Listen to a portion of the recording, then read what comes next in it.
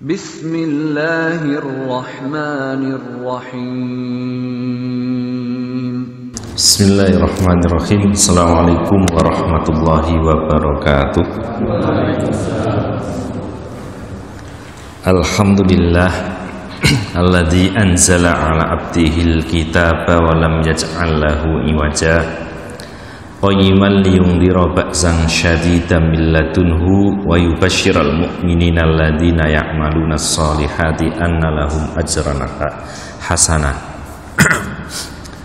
Alhamdulillah Bapak sekalian, pada malam hari ini kita bisa mulai kajian Al-Quran Tadabburun wa Amalun.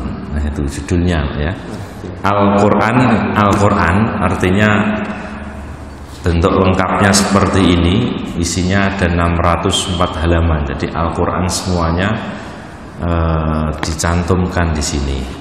Kemudian Tadabburun, itu tadabur, penghayatan ya, kemudian memikirkan makna dari sebuah kata atau kalimat, merenungi, itu tadabbur. Wa amalun itu amal, melakukan, mengaplikasikan, menerapkan. Jadi dari judulnya ini Bapak Ibu sekalian ya, Bapak-bapak sekalian, bahwa kitab ini ya kan, stressingnya ataupun penekanannya itu pada dua hal, tadabur dan ngamalkannya ya. Bagaimana kita merenungi dan mengamalkan isi dari Al-Quran. Nah, ini Bapak Ibu sekalian. Kemudian sebagai mukaddimah Bapak sekalian, kita akan sampaikan bahwa di situ belum difotokopi ya. Yang difotokopi langsung halaman Al-Fatihah, tapi kita singgung dulu mukaddimahnya. Latar belakangnya Bapak Ibu sekalian, kitab ini ditulis itu karena sebenarnya ada 5 tingkatan. Ada 5 tingkatan atau level atau cara orang itu berinteraksi dengan Al-Quran. Ada 5. Hanya saja yang banyak dilakukan sekarang ini 3. Nah, makanya yang 2 itu ya kan, dibuatkan panduannya. Apa 5 cara untuk berinteraksi dengan Al-Quran itu ya, dijelaskan. Yang pertama adalah al-istima', mendengarkan. Al-istima' sebagaimana qala ta'ala di dalam surat Al-A'raf 204 ya. Jadi kita terhadap Al-Quran ini yang diperintahkan pertama kali itu mendengarkan. Nah, jadi kalau ada orang baca Al-Quran kita dengarkan, itu sudah benar, dengarkan ya.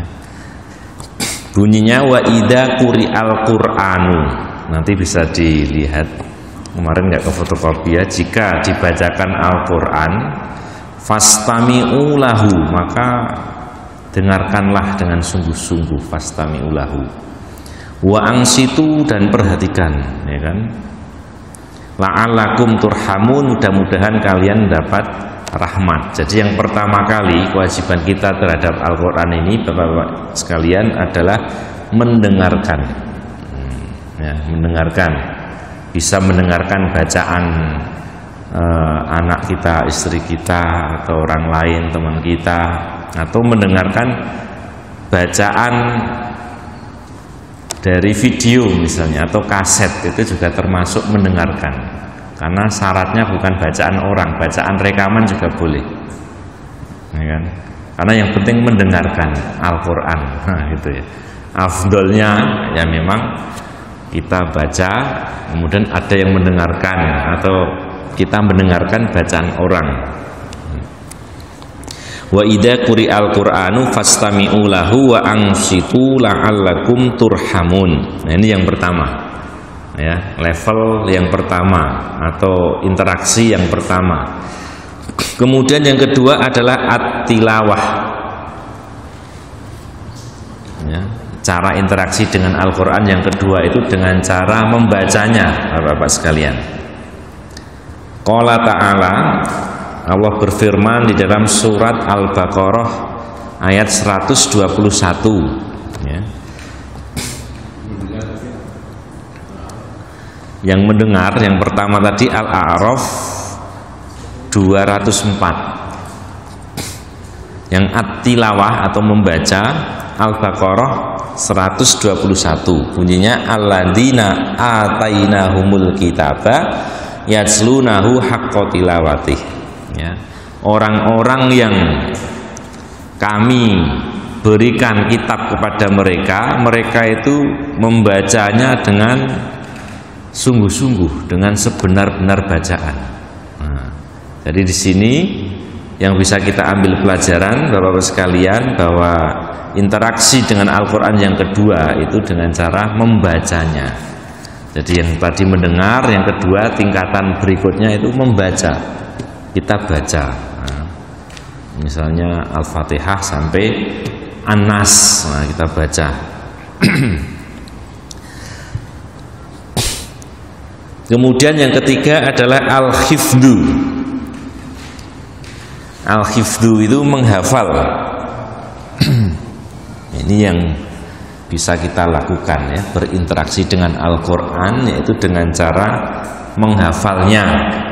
Nah, kalau saya udah tua gimana Pak menghafalnya? Ya semampunya. Ya semampunya kita mampu menghafal ayat-ayat pendek, surat-surat pendek ya kita hafalkan. Ya kan? Kita hafalkan, kita ulangi terus. Nah, itu. Tentu saja Bapak Ibu sekalian, tidak semua orang ya diberi karunia Allah bisa menghafal Al-Quran, apalagi yang 30 juz, itu tidak semuanya. Tapi sebenarnya Allah sudah memudahkan ya, memudahkan kita untuk menghafal. Artinya kita kalau mau menggunakan apa istilahnya, otak kita berusaha sungguh-sungguh itu ya bisa. Kuncinya kan di sungguh-sungguhnya itu ya, di fokus kita ya. Nah itu ada di dalam surat Al-Ankabut 49 ya. Al-Ankabut 49 bunyinya bal huwa ayatum bayyinatum fi suduril ladina utul ilma. Jadi Al-Quran itu sesungguhnya ayat-ayat yang nyata di dalam dada orang-orang yang diberi ilmu. Nah, jadi di sini kata-katanya yang kita garis bawahi fi sudur. Sudur itu dada. Sodurun dada, jamaknya sudur. Nah, jadi Al-Quran itu ayat-ayat nyata yang berada di dalam dada orang-orang yang diberi ilmu. Artinya hafal ya. Tidak fis sutur. Nah, jadi ada pepatah yang mengatakan al ilmu fis sudur, laisa fis sutur. Di ilmu itu di dalam dada, bukan dalam tulisan. Artinya kalau apa istilahnya nggak ada kitabnya terus nggak bisa, itu berarti belum ilmu gitu ya. Tapi kalau nggak ada kitabnya kita sudah memahami, bisa menyampaikan, nah itu berarti yang benar-benar ilmu, bisa kita bawa kemana saja. Nah itu. Nah, jadi yang ketiga Bapak sekalian, interaksi kita adalah dengan menghafalnya. Kemudian yang keempat adalah at-tadabbur. Nah, ini yang kita fokuskan, merenungi ya kan, menghayati, memikirkan. Nah, itu namanya tadabbur ya. Dalilnya ada dalam surat Shad 29. Shad ya, surat Shad nggih, Shad 29. Kitabun anzalnahu ilaika mubarakul liyadabbaru ayatihi.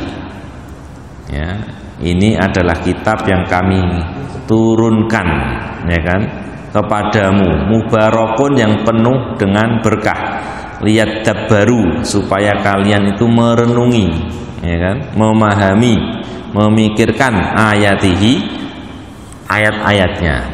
Nah, jadi tingkatan yang keempat dalam berinteraksi dengan Al-Quran, Bapak-bapak sekalian, adalah dengan cara tadabbur, memahami, merenungi, ya kan, memikirkan dari ayat-ayat Al-Quran.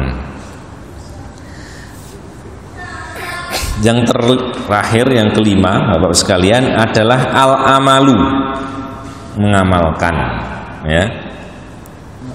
Al-amalu itu mengamalkan. Dalilnya ada dalam surat Az-Zumar ayat 18. Az-Zumar ayat 18. Alladzina yastami'unal qaula, orang-orang yang mendengarkan perkataan, fayattabi'una ahsanah, kemudian mereka mengikuti apa yang terbaik di antaranya. Nah, di sini kata-katanya fayattabi'una. Jadi setelah mendengarkan perkataan, kemudian mereka mengikuti apa yang terbaik di antaranya. Nah, maka di sini bisa dipahami bahwa kewajiban yang kelima atau cara interaksi yang kelima dengan Al-Quran adalah mengamalkan. Nah, Bapak-bapak sekalian, nomor 1 sampai 3 disinggung di sini dalam kitab ini sudah banyak sekali tersebar, mendengar bacaan murotal syekh siapa saja banyak, ya kan? Kalau kita cari di Google Syekh Masjidil Haram, Masjid Nabawi, bahkan qori dari Indonesia, qori internasional sudah banyak sekali. Tilawah sudah banyak sekali. Orang yang membaca Al-Quran alhamdulillah di mana-mana ada. Tahfidz juga seperti itu, menghafal Al-Quran sekarang sudah menjamur di mana-mana, bahkan laris manis, ya. Ada yang mendirikan lembaga pendidikan Al-Quran, ya kan, pondok tahfidzul Quran, rumah Quran dan sebagainya, di mana-mana sudah tersebar dan itu menggembirakan. Hanya saja Bapak Ibu sekalian, yang tadabbur dan amal itu belum banyak yang mengkaji, belum banyak majelis ilmunya, ya. Masalah tadabbur sama masalah bagaimana cara mengamalkan Al-Quran ini, yaitu belum banyak dikaji. Nah, makanya di sini ditekankan itu, karena setelah diteliti di antara sebabnya kenapa tidak mengkaji, karena tidak ada panduannya, nggak ada kelasnya, nggak ada kajiannya. Nah, makanya jarang. Kalau tahfidz kan banyak, ya, tahfidz ada banyak.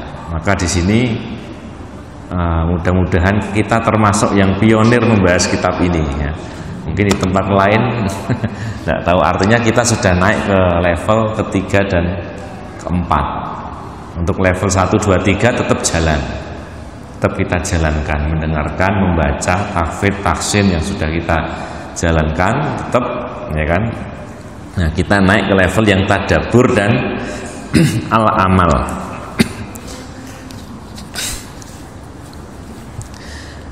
Kemudian Bapak Ibu sekalian,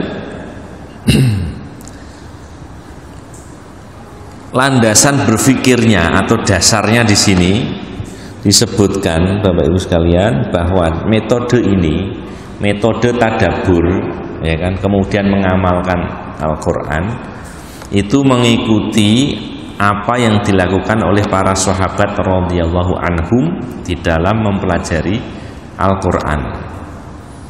Disebutkan di sini kama qala Ibnu Mas'ud radhiyallahu anhu, di sanadnya dari Ibnu Mas'ud.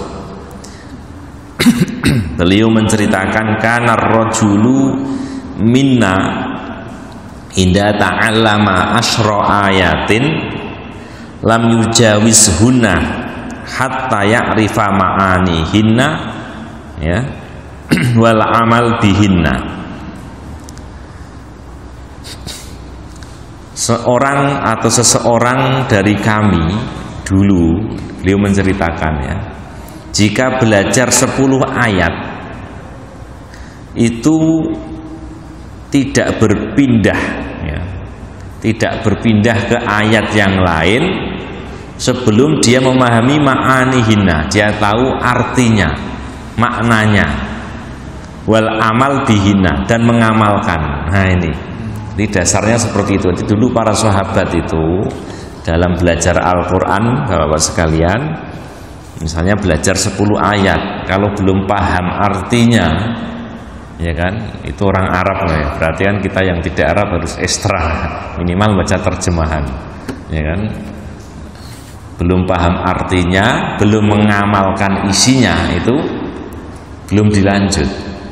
Makanya dalam sejarah kita mengenal sahabat Umar bin Khattab itu hafal Quran 30 juz, itu disebutkan 2 bulan atau 2 tahun kalau nggak salah sebelum meninggal itu baru hafal. Jadi bukan kejar-kejaran ngapalkan. Ya enggak apa-apa ngapalkan bagus, tapi level berikutnya ini. Nah, inilah metode atau cara yang digunakan dalam kitab ini, dalam kajian kita ini. Jadi kita mempelajari, kalau di sini dibuat perhalaman itu, perhalaman. Jadi perhalaman itu bisa dilihat misalnya surat Al-Fatihah. Dalam setiap halaman pertama dicantumkan Al-Qur'annya, ya kan, sebagaimana susunan dalam Al-Qur'an Al-Fatihah. Kemudian yang kanan itu ada tadabbur, al-waqafatu at-tadabburiyah. Itu tadabburnya.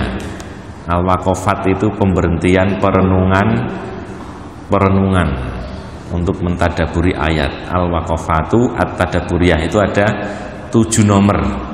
Ya, dilihat di situ ada 7 nomor Bapak sekalian ya. Kemudian samping itu ada namanya ma'anil kalimat, artinya arti kata. Ini hanya disebutkan arti kata yang gharib. Gharib itu yang istilahnya nggak kita kenal, asing, ya belum kita kenal, belum pasaran. Nah itu, atau memang yang ada penekanan di situ. Kemudian bawahnya itu ada al-amalu bil ayat, itu cara ngamalkan ayat itu bagaimana. Nah, itu ada nomor 1, 2, 3, dibuat 3 nomor saja. Kemudian bawahnya itu ada at-taujihatu, arahan-arahan. Atau jihad itu arahan, ya semacam kesimpulan lah. Diambil 3 saja. Jadi ini Bapak sekalian memang diringkes, tadabburnya ada 7, cara ngamalkannya diringkes 3 saja, 3 nomor saja, arahannya juga 3 saja. Nah itu, jadi isinya itu begitu. Kemudian di muqaddimah, selain menjelaskan tentang cara berinteraksi dengan Al-Quran, kemudian metode yang digunakan, di sini dijelaskan Bapak-bapak sekalian bahwa keterangan tentang tadabbur itu diambil dari 16 buku tafsir yang diakui di seluruh dunia. Nah, contohnya di sini adalah buku tafsir Jami'ul Bayan, ya kan, karangan At-Tabari dan sebagainya, termasuk yang terkenal Ibnu Katsir. Diambilkan dari kitab-kitab tafsir, tidak ngarang. Jadi memang ada rujukan ilmiahnya. Nah, kemudian timnya di sini terdiri dari para doktor yang memang spesialis di dalam ilmu Al-Quran, dalam masalah Al-Quran. Ada 9 doktor tim yang nyusun ini. Ya. Nah itu sekilas, ya, sekilas tentang tadabbur Al-Quran. Tadabbur Bapak-bapak sekalian beda dengan tafsir. Kalau tadabbur itu kita semua diperintahkan tadi, ya kan? Kitabun anzalnahu ilaika mubarakun liyadabbaru ayatihi. Jadi kita semua muslim itu diperintahkan untuk bertadabbur. Sedangkan kalau tafsir itu yang diwajibkan orang yang punya ilmu saja. Para ulama saja itu yang wajib dia mengetahui, menyingkap makna. Nanti bedanya begitu. Kalau tadabbur itu hanya merenungi, kita renungkan, oh ayat ini maksudnya begini, ada arahan begini, nah itu. Tapi kalau tafsir itu ada ilmunya, nggak boleh sembarangan menafsirkan. Siapa yang sembarangan nafsirkan maka siap-siap dia duduk di neraka, menempati tempatnya di neraka. Nah itu kalau tafsir. Tapi kalau tadabbur tidak. Nah itu bedanya Pak. Jadi kalau tafsir itu ada caranya. Misalnya yang dalam kitab tafsir Ibnu Katsir yang paling bagus itu dalam menafsirkan Al-Quran ya, pertama di Al-Quran ditafsirkan dengan Al-Quran, dicari dulu ada nggak ayat yang lain yang menjelaskan tentang itu. Kalau nggak ada, hadisnya, cari hadisnya gitu ya. Kalau nggak ada, dicari penjelasan para sahabat bagaimana, gitu kan. Jadi nggak boleh langsung menurut saya, itu siap-siap di neraka. Mendingan diem gitu ya. Nah, jadi kalau menjelaskan Al-Quran dalam arti tafsir itu hati-hati ya kan, harus ada dasarnya. Menafsirkannya dengan Al-Quran, dengan hadis, dengan perkataan para sahabat, terus dengan perkataan para ulama. Kemudian yang kelima dengan bahasa Arab, menjelaskannya dengan secara lunggawi, secara bahasa itu gimana maksudnya. Nah, itu masih bisa dilakukan, tetapi melalui tahapan-tahapan tadi. Kalau sudah ada apa istilahnya penjelasan dari Al-Quran ya sudah gitu ya, kita ngikuti tafsir yang dari Al-Quran. Nah itu Bapak-Bapak sekalian ya. Nah kita sekarang masuk ya ke halaman 1 suratul Fatihah. Nah itu surah itu surat ya kan, bacanya kalau digabung ya suratul Al-Fatihah ya, Al-Fatihah pembukaan, Al-Juz'u itu juz bagian satu, kemudian sofhah itu halaman 1. Nah, jadi ini surat Al-Fatihah ini juz 1 ya kan, halaman 1 ini.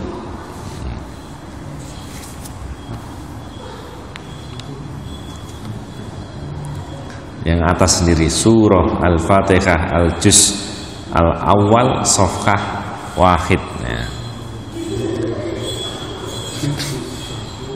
Nah Bapak sekalian secara global begini kalau Al-Fatihah ya, nanti sebelum masuk ke perinci yang kita rinci masih cukup ya insyaallah. Jadi Al-Quran adalah kitab terakhir yang diturunkan oleh Allah Subhanahu wa Ta'ala kepada Nabi Muhammad. Sebelumnya sudah diturunkan, ada kitab, ada suhuf kan. Nah, ini secara global dulu ya, jadi supaya kita paham.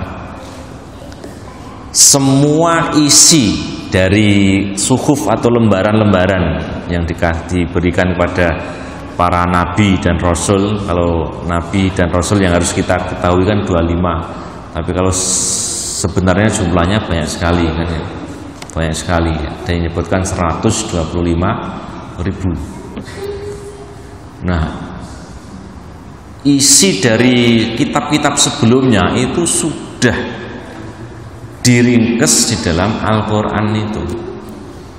Jadi kita nggak perlu lagi baca Taurat, nggak perlu lagi baca Injil, semuanya sudah ada dalam Al-Quran. Jadi nggak usah bingung-bingung mempelajari. Wah, janjinya dalam Taurat dulu gimana ya? Nah, di dalam Injil bagaimana ya? Nah itu nggak perlu karena sudah ada di dalam Al-Quran. Nah itu Bapak sekalian. Nah, di dalam Al-Quran itu ada 30 juz ya, 114 surat ya kan, kalau halamannya ini 604. Nah, menurut penjelasan para ulama secara global isi dari Al-Quran ini sudah ada di dalam diringkes ya, bahasa mudahnya diringkes di dalam surat Al-Fatihah.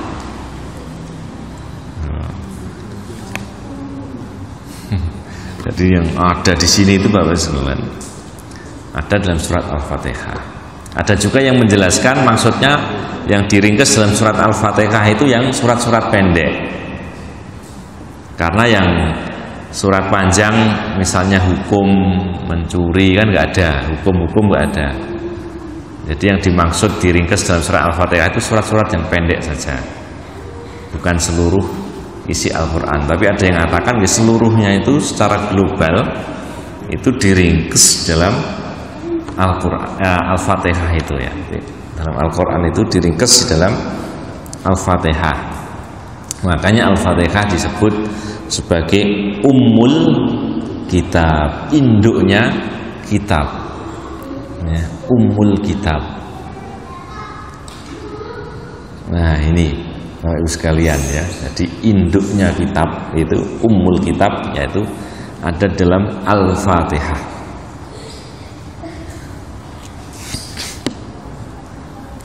Kemudian isi dari Al-Fatihah ini Bapak-bapak sekalian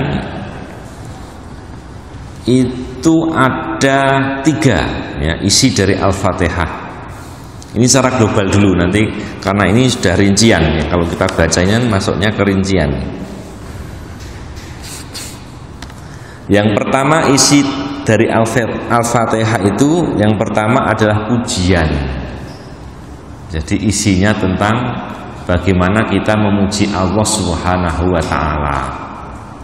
Ya, contohnya di sini ada dalam surat Al-Fatihah ayat 1 sampai 4 itu ya.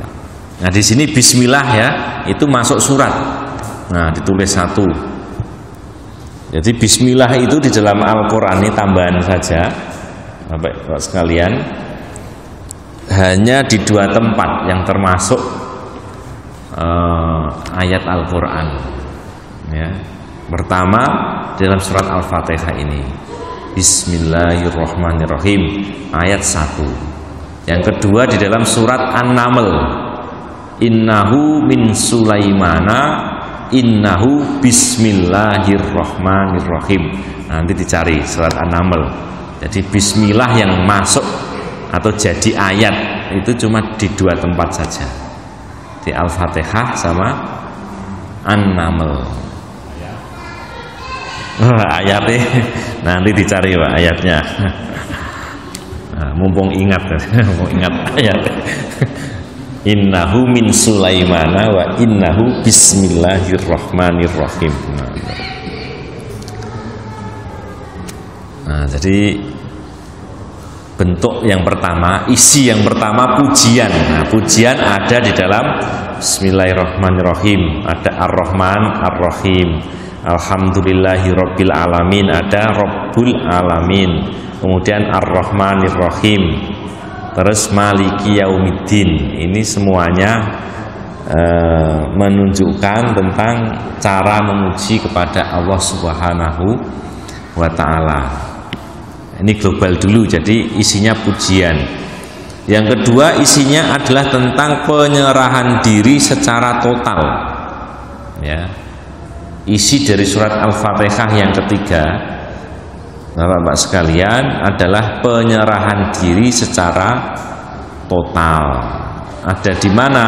Ada dalam iyyaka na'budu wa iyyaka nasta'in. Hanya kepadamulah kami menyembah dan hanya kepadamulah kami minta pertolongan. Nah, jadi inti yang kedua isinya adalah tentang penyerahan diri secara total. Jadi kita ini ya diperintahkan untuk berserah diri secara total kepada Allah Subhanahu wa taala. Kemudian isi yang ketiga dari surat Al-Fatihah kalau kita kelompokkan adalah yang ketiga adalah isinya tentang permintaan yang paling hebat. Nah,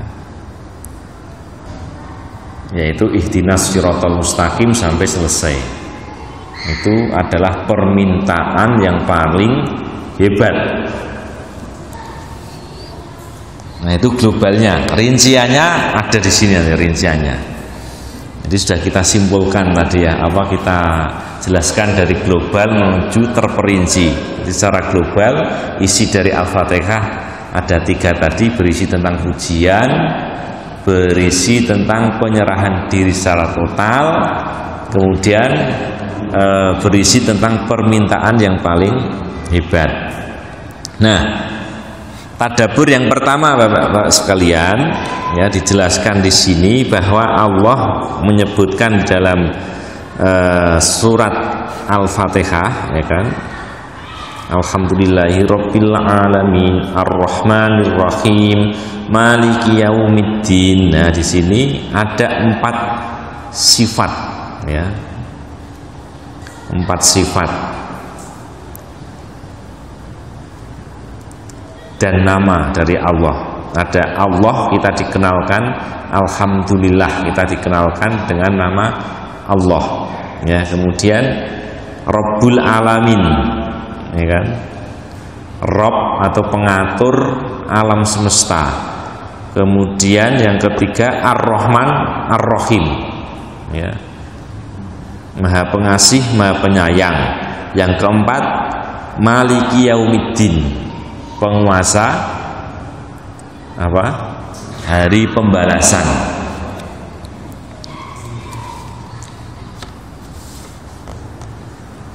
Nah, jadi kita dikenalkan di sini dengan apa istilahnya 4 sifat dari Allah Subhanahu wa Ta'ala. Rabbul alamin, Ar-Rahman, Ar-Rahim, Maliki Yaumiddin. Yang bisa kita tadabburi Bapak-bapak sekalian, bahwa ini merupakan semacam password ya. Ini penting. Jadi kalau kita ke ATM mau ngambil uang itu kan ada password, ada PIN. Email ada password. Kalau salah nggak bisa masuk. Gitu. Makanya kalau kita ingin minta kepada Allah harus menggunakan password yang benar. Nah, itu ya. Jadi kalau dalam berdoa maupun dalam bicara itu kita dalam menyifati Allah Subhanahu wa Ta'ala ya harus sesuai dengan yang diajarkan ini. Ya kan, Allah Ar-Rahman Ar-Rahim Maliki Yaumiddin atau Asmaul Husna yang lain, ya kan? Di Al-Qur'an biasanya ada Ar-Rahman Ar-Rahim, ya itu passwordnya. Kalau ngomong juga harus begitu. Karena banyak orang yang kalau kita lihat di masyarakat ya sebenarnya seakan-akan benar tapi nggak benar. Misalnya saya ini terserah dengan yang di atas, nggak ada. Yang di atas itu nggak ada. Itu kan orang kita yang di atas ya bos, warnit apa? Maksudnya nggak diajari ya, kita nggak pernah diajari dalam hadis maupun dalam Quran. Nah itu kalau pakai password itu ya salah, nggak diterima, susah, nah, itu susah dikabulkan. Nah, misalnya uang kok ora wedi karo sing ngecat Lombok, nggak ada, Gusti Allah kok ngecat Lombok. Nah, gitu ya. Ya makna Jawanya mungkin makna Jawanya maksudnya itu, tetapi pas kalau kita bicara password salah sidik ya salah gitu ya. Jadi ya pakai ini Ar-Rahman Ar-Rahim gitu kan. Nah itu jadi pakai cara-cara yang memang diajarkan oleh Allah Subhanahu wa Ta'ala. Kan nggak ada susahnya ya. Ar-Rahman Ar-Rahim, karena maknanya itu beda sekali. Ngecat Lombok itu sama, nah, tapi yang maknanya bener nggak apa-apa, yang gawe urip bener Al-Hayyu. Nah itu terjemahan dari Al-Hayyu. Nah yang gawe urip yang paling sugih itu ada Ar-Razzaq, ya kan? Tapi yang tidak ada diajarkan Arabe yang ano, terjemahannya enggak ada. Nah, itu. Nah, kita memakai yang diajarkan oleh Allah Subhanahu wa ta'ala. Gitu. Ini kalau diartikan satu-satu ini panjang ya. Ka'annahu subhanahu yaqulu ya ibadi in kuntum tahmiduna wa tu'addimuna lil kamali adzati was sifati fahmiduni fa inni anallah. Nah, ini dijelaskan ada alasan-alasan. Ya, Allah itu kenapa kita gunakan Allah ya. Itu karena apa? Karena zat dan sifat yang paling sempurna itu yang punya hanya Allah Subhanahu wa ta'ala. Nah, itu ya, Allah. Kemudian wa in kana lil ihsani wat tarbiyati wal in'ami fa inni ana rabbul alamin. Kenapa kita menyebutnya dengan Rabbul Alamin? Karena apa? Karena Allah yang mengatur bumi ini, yang ngatur, yang memberikan nikmat, ya kan, seisinya, itu Rabbul Alamin. Wa in kana lirraja'i wat tam'i fil mustaqbal fa inni ana ar-rahman ar-rahim. Nah, kenapa ar-rahman ar-rahim? Ya, Maha Pengasih, Maha Penyayang. Nah, itu karena apa? Karena Allah di sini memberikan apa yang diharapkan oleh manusia pada masa yang akan datang. Nah, itu Ar-Rahman Ar-Rahim. Nah, kita selalu mengharapkan kasih sayang Allah. Wa in kana lil khaufi fa ini ana maliki yaumiddin ya. Nah, itu kenapa maliki yaumiddin? Nah, kita apa istilahnya berdoa dengan maliki yaumiddin, menyebutkan memuji Allah dengan maliki yaumiddin karena kita ada rasa takut kepada Allah Subhanahu wa ta'ala, rasa takut terhadap siksanya, ya kan, rasa takut terhadap dosa-dosa itu. Kemudian yang nomor 2, jadi ayatnya dijelaskan, yang dijelaskan itu ayat ini, disebutkan lagi ayatnya ya, alhamdulillahirabbil alamin sampai ihdinas siratal mustaqim. Lamma kana su'alullahil hidayah ila siratil mustaqim ajalul matalib ya, wa nailuhu asraful mawahib. Allamallahu ibadahu kaifiyata su'alihi wa amarahum an yuqaddimu baina yadayhi hamdahu wassana'u alaihi wa tamjidi thumma dzakara ubudiyatahum wa tauhidahum fahatani wasilatani ila matlubihim tawassul ilaihi bi asma'i wa sifatihi wa tawassul ilaihi bi ubudiyatihi wa hatani wasilatani la yakadu yuraddu ma'ahum du'a. Intinya, wah ini kalau dibaca satu-satu nih lama nih ya.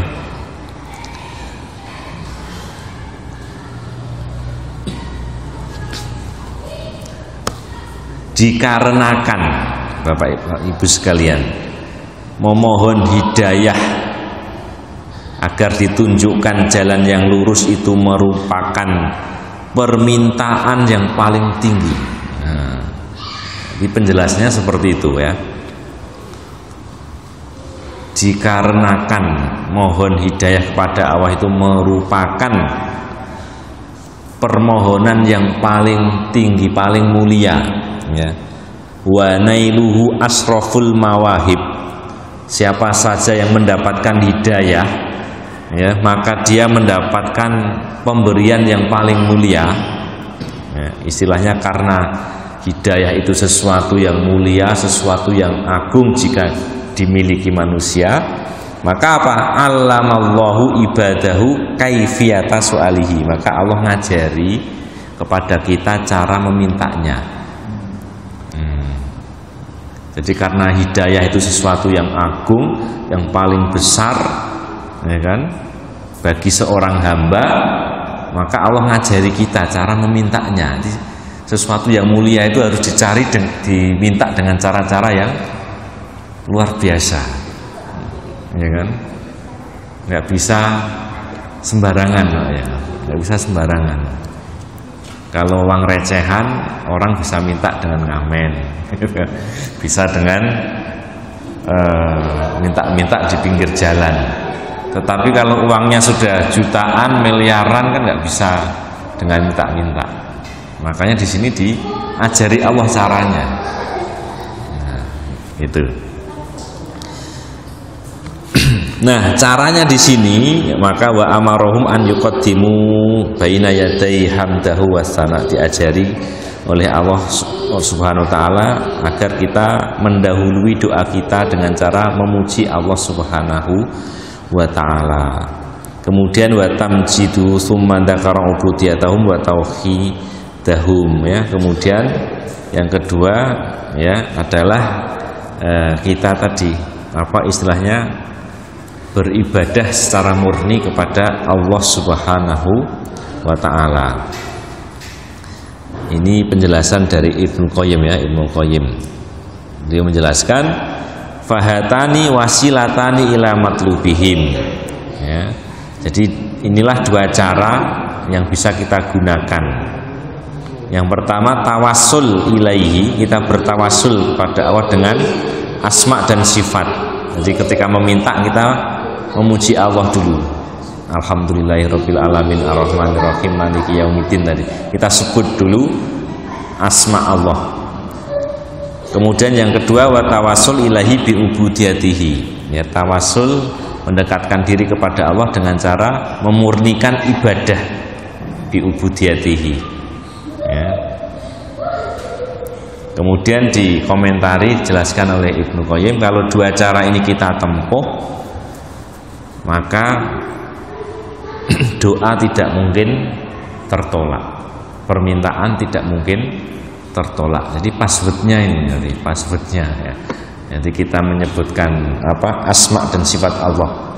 Alhamdulillahirabbil alamin. Kita muji dulu pada Allah, ya. Kemudian kita mengungkapkan bahwa kita itu murni hanya beribadah kepada Allah.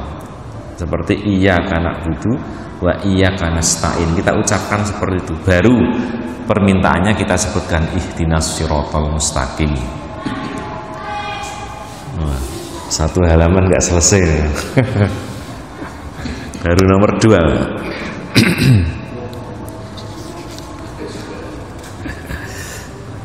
Baik, ya, dikit-dikit, ya kan. Tapi ada PR-nya.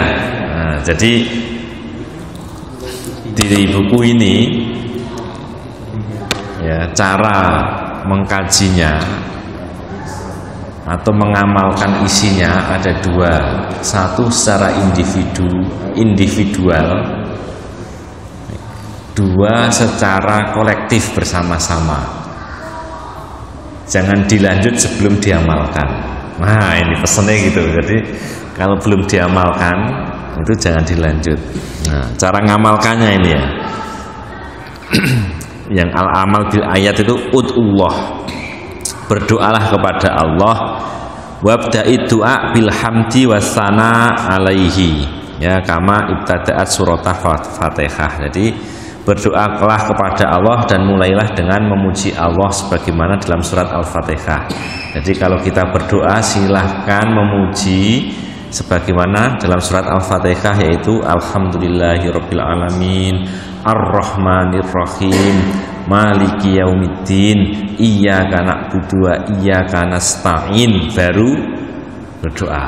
Nah, itu prakteknya itu. Jadi nanti bapak-bapak semua kalau mau berdoa baca alhamdulillahirabbil alamin sampai iyyaka na'budu wa iyyaka nasta'in, baru nyebutkan permintaannya.